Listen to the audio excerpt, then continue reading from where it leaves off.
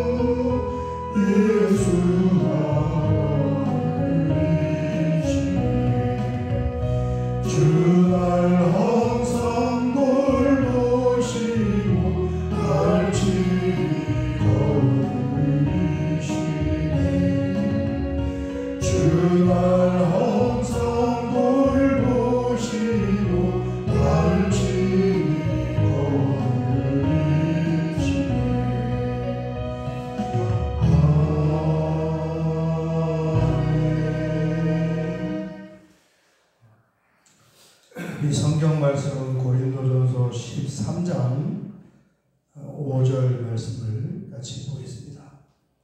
고린도전서 13장 5절 같이 봉독하겠습니다. 무례히 행하지 아니하며 자기의 유익을 구하지 아니하며 성내지 아니하며 악한 것을 생각하지 아니하며. 아멘.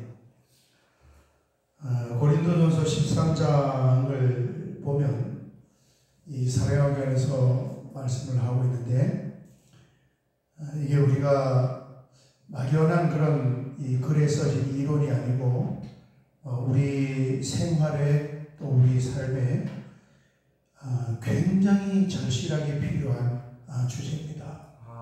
왜냐하면 지금 이 사랑에 관해서 여러 가지 주제를 말씀할 때 어떤 주제는 긍정적으로 쓰인 주제가 있고 어떤 주제는 부정문으로 쓰인 주제가 있어요. 그러니까 오래 참고 온유하며 이런 것은 이제 긍정의 표현으로 써졌고, 또 반대로 보면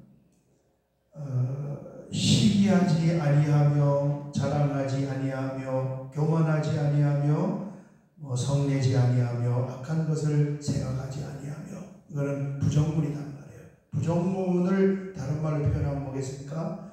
사랑이 부족하고 사랑을 표현하지 못하면 이런 증상들이 나타나게 됩니다. 이걸 이야기하는 거예요.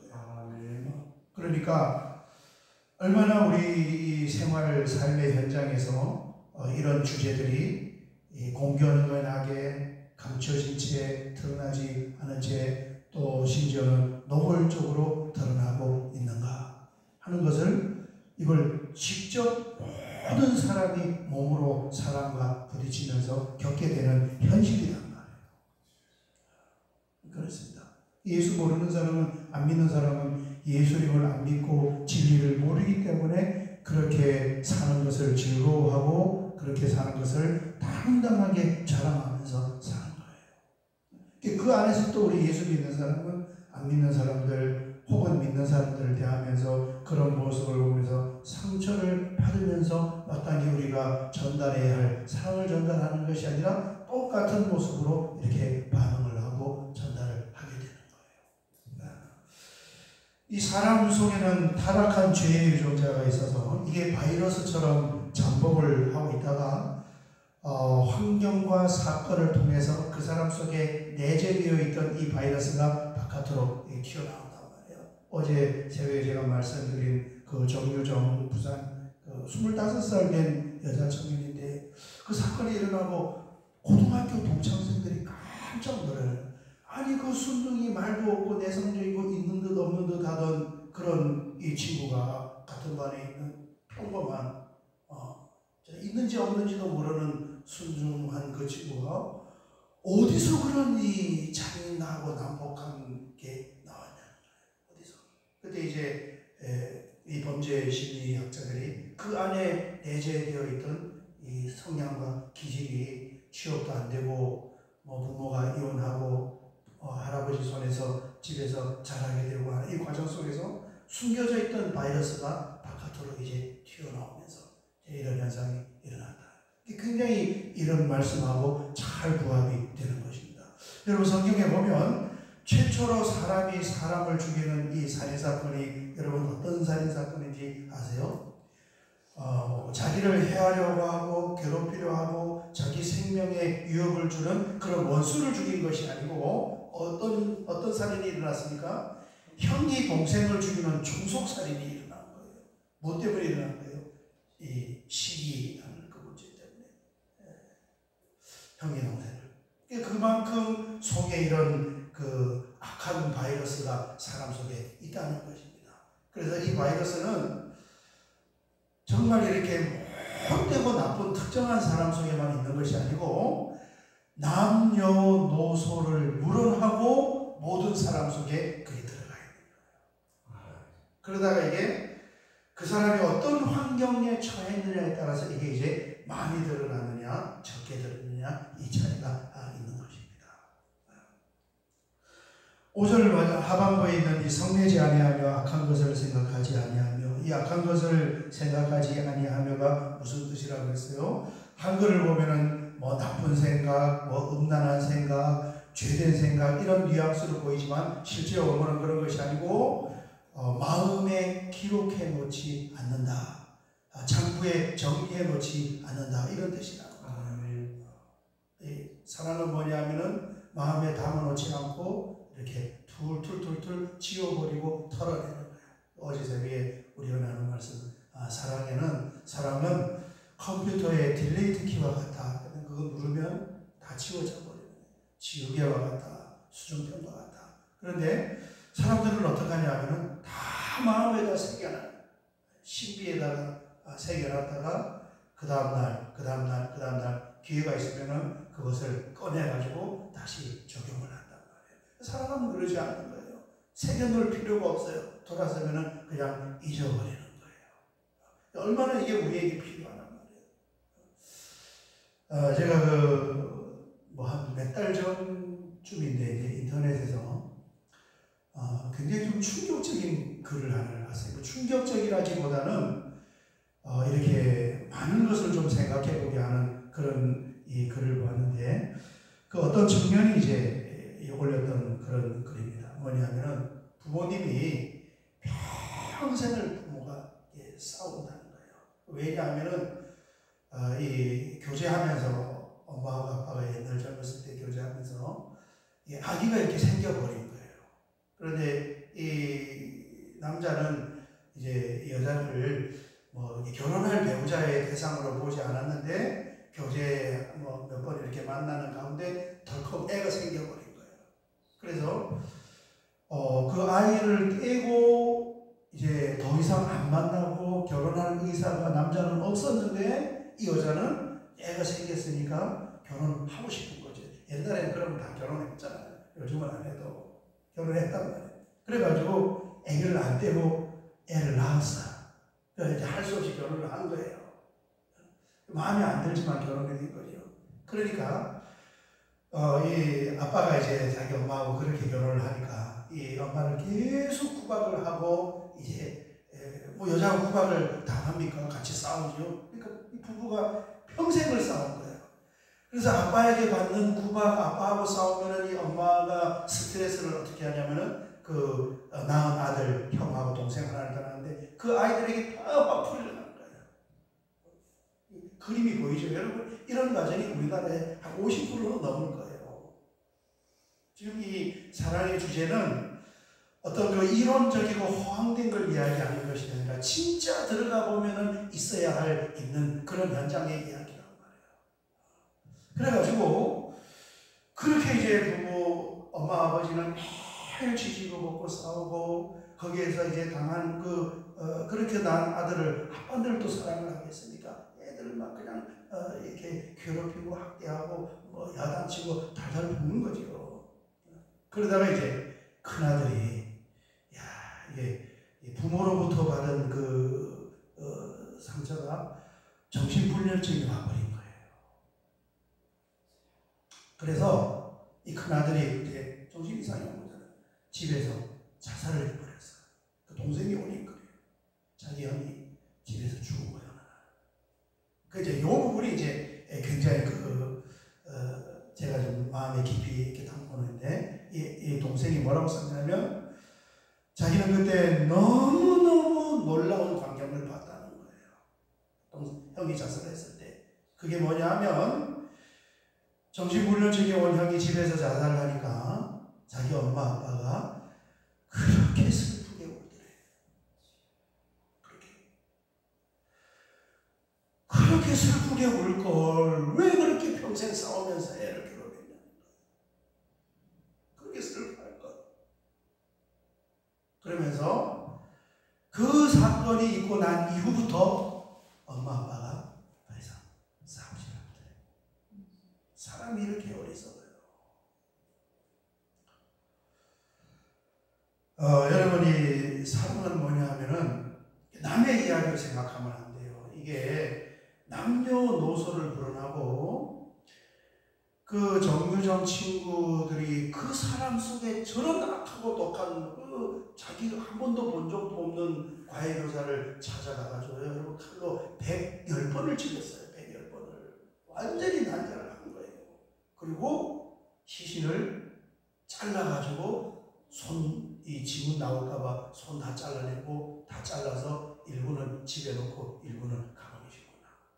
너무 놀라워. 아니 저런 착하고 멀쩡한 사람 속에 그런 악한 마음. 그 사람만 있는 것이 아니고 우리 안에도 다 그런 마음. 이게 이제 어떻게 드러나고 얼만큼 드러나나 이 차이입니다. 이 사랑은 뭐냐면은 우리 안에 내재되어 있는 그런 이 악한 마음, 독한 마음을 하나님이 주시는 그 은혜와 사랑으로 그것을 예쁘게 코팅을 하는 것이 사랑인 줄 믿습니다. 없는 사람은 없단 말이에요. 다 왜 타락한 인간의 그 본성 유전자 바이러스를 가지고 있기 때문에 그런 거예요. 그걸 예쁘게 이렇게 코팅을 하는 거예요. 그래서 안 드러나는 거죠. 진주족의 이야기가 제가 기억이 났습니다. 여러분 진주족에는 뭐냐면 자기 살 속에 모래나 불순물이 들어와서 살을 찌르게 되면 그게 부패해서 이제 이 조개가 썩게 되고 죽게 되는 거예요. 그런데 이 찌르는 이 모래가 들어와서 이 산을 찌를 때 이 진주조개가 뭘 하냐면 그것을 아프지 않게 하는 이 액체, 코팅하는 액체를 이렇게 발산을 해서 그 모래를 동글동글하게 계속 이렇게 코팅을 해서 감싸는 거예요. 그래서 탄생하는 것이 뭐냐면은 진주가 그렇게 탄생이 되는 것입니다. 여러분 마찬가지입니다.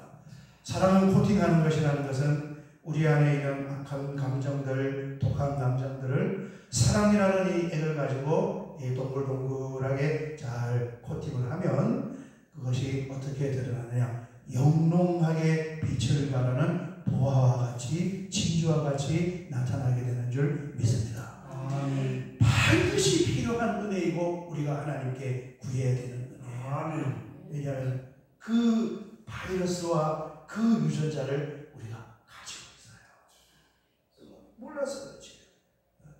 그렇죠? 서로가 이제 긴밀하지 않아서 잘 몰라서 그렇지 다 가지고 있어요. 여러분 그래서 그 은혜가 우리가 하나님께 필요하고 구하고 또 우리가 그 은혜를 같이 공유해야 되는 것입니다. 여러분 오늘 새벽에는 어제 새벽에 이어서 이 말씀을 붙잡고 같이 한번 기도하면서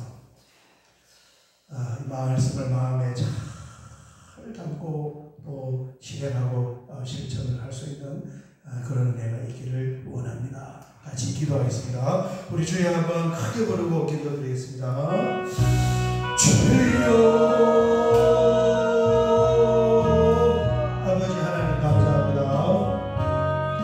고린도전서 13장 말씀을 나누면서 정말 우리 삶에 우리 아버지 하나님 인생의 여정에 꼭 필요하고 반드시 이루어야 할 그런 실천적인 주제라는 것을 다시 한번 우리가 자각을 하면서 오늘 새벽에 아버지 하나님께 내 심령에 이 하나님의 은혜가 있기를 원하고 무엇보다도 하나님의 말씀을 듣고 읽으면서 내 안에 말씀을 담아서 그 말씀이 우리 믿음 가운데에서 일을 하고 역사할 수 있도록 하나님 큰 은혜를 허락하여 주시옵소서.